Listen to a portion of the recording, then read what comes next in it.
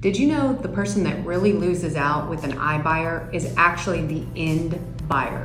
What do I mean by that?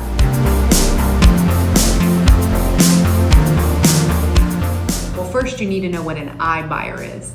An iBuyer term was come up with a few years ago, and it commonly refers to companies such as Zillow, Opendoor, Knock, and some of these others out there that would acquire a seller's home that's usually a home in some amount of distress that can't be sold normally on a typical market. And they will come in, buy it, fix it up with what we call lipstick on a pig, which is just surface level fixing, and then put it back on the market and sell it to the end buyer, and that end buyer is the one who ends up with the problems.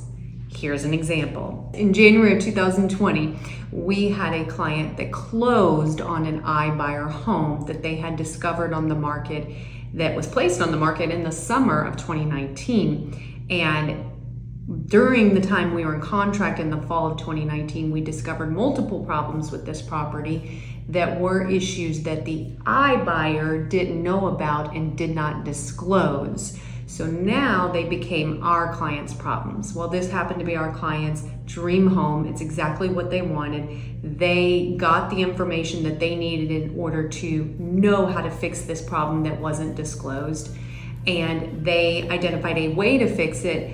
And then they went back to the seller and they said, "You're gonna pay for it." Well, the seller decided they didn't want to pay for it, but they did reach a mutual negotiation with us, and we made a win-win for all parties.